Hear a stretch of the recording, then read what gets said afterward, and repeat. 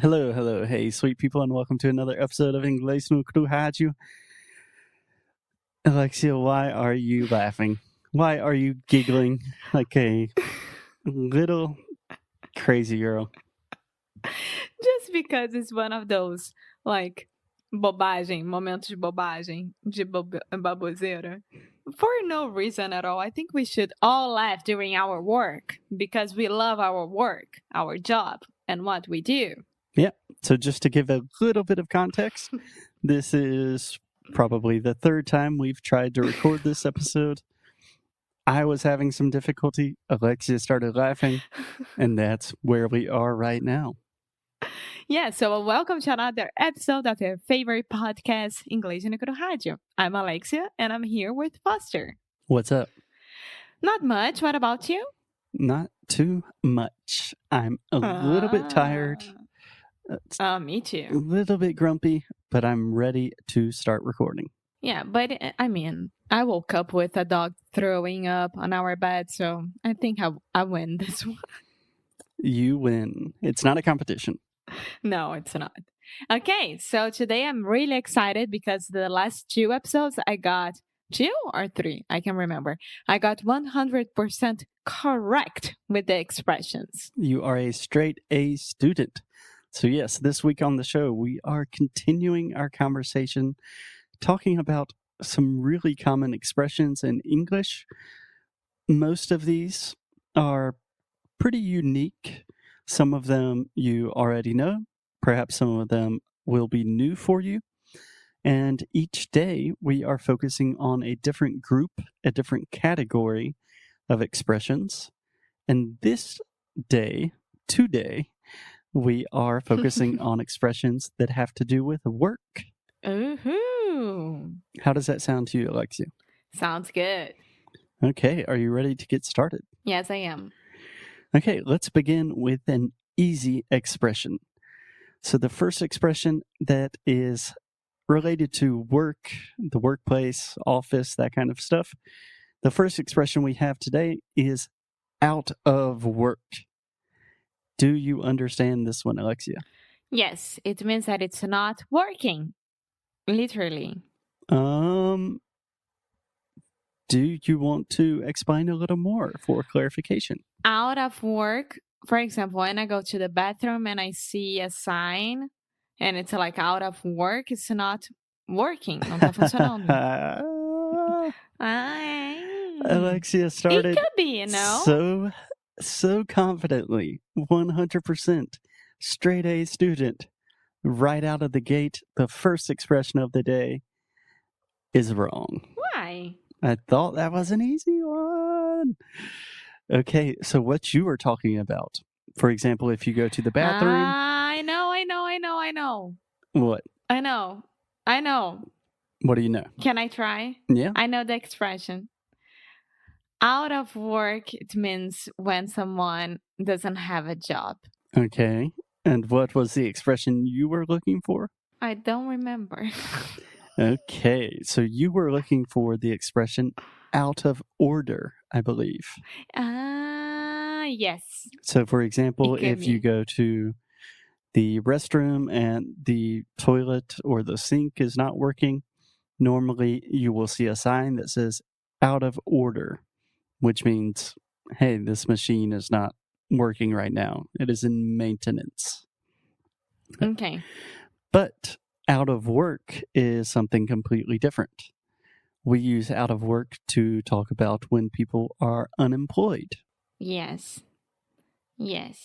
Cool. So do you want to try to use this in a sentence, please?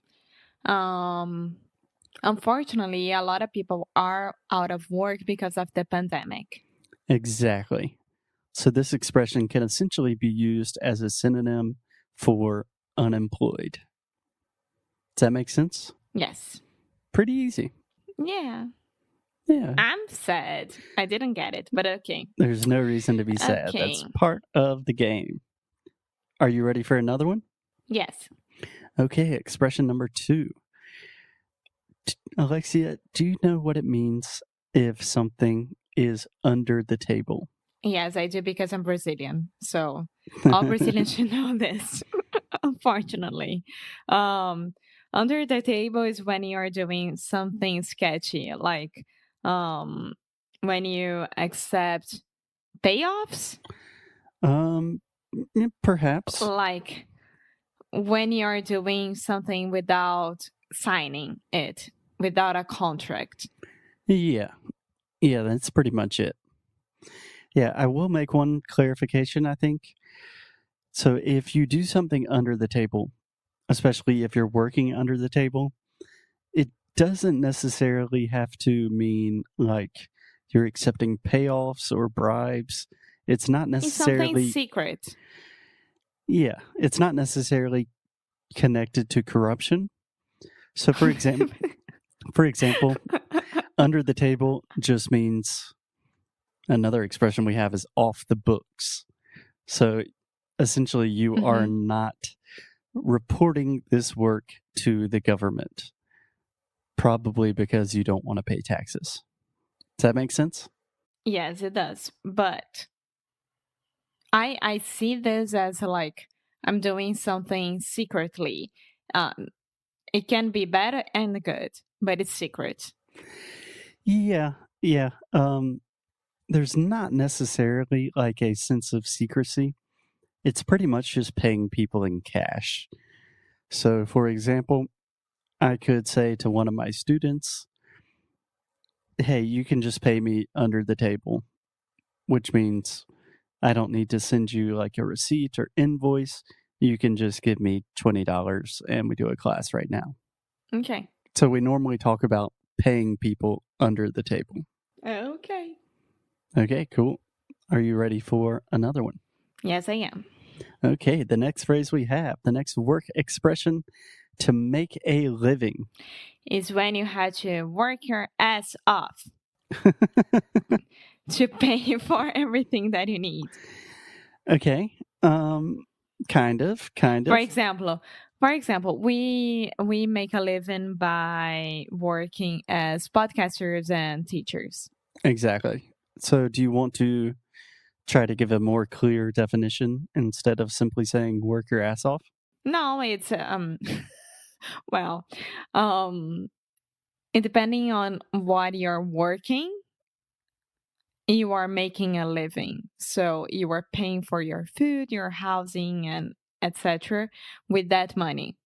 So you're making a living through your work. Yeah, yeah, essentially. Yeah, so for example, I hear make a living a lot in the context of,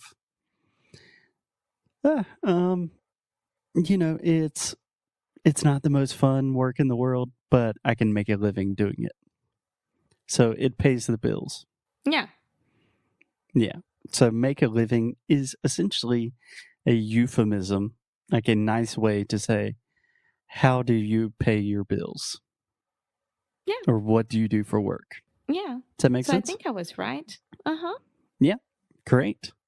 Okay, Alexia, I'm excited about this next one. I'm not sure if you know it, but you might. The next work related expression that we have is jack of all trades. Faz tudo. Okay, do you want to explain in English? Is a person who can do many different types of work, but this person is not an expert on anything. Exactly. A jack of all trades is a generalist. So, do you understand trade in this context? Uh-huh, a troca. Yeah, normally a trade, I would say the best translation is troca, but also you can talk about trade as like a craft, like a skill that you develop. Yeah. So, I think in this sense, what we're saying, I imagine Jack is just a name. I'm not 100% certain, but of all trades, that simply means you are good or this person is good at doing a lot of different things, Yeah, exactly. which I like to consider myself a jack of all trades. I'm not really good at anything, but I'm okay Yes, at a you lot of are. things. Stop it.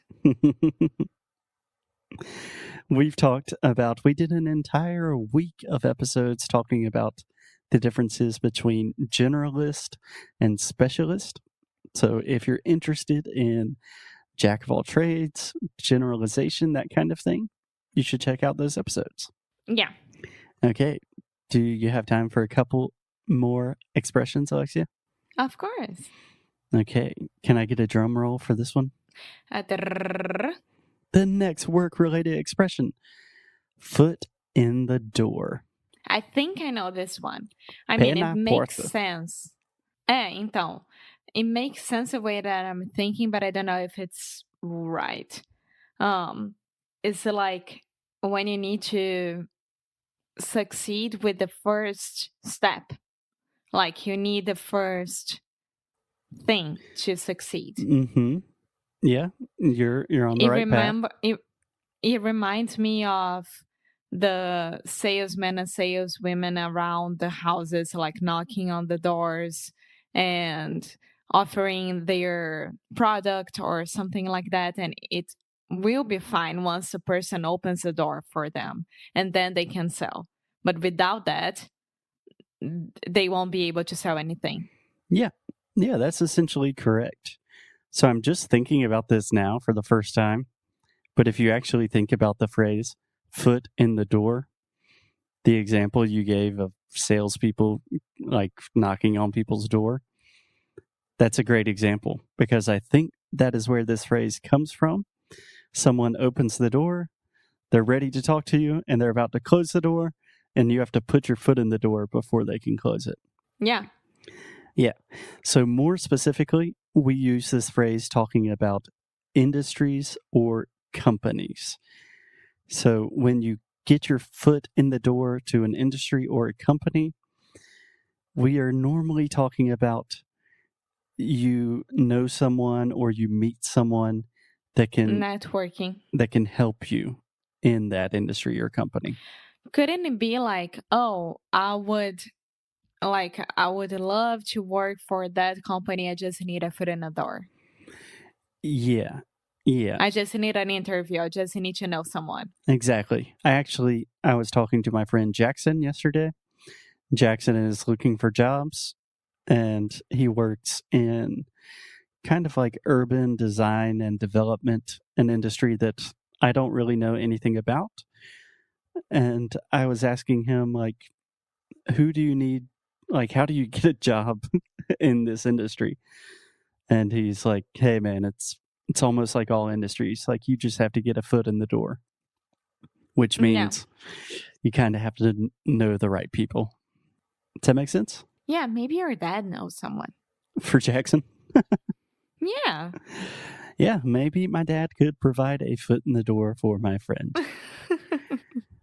Okay, Alexia, the last one for today. This is an expression that I really, really like, and I'm very curious to see if you know. On the house. It's like, no problem, sir. Your food was horrible, so this is on the house. You don't have to pay for anything. Perfect. Yeah. So if something is on the house, it means that it is free.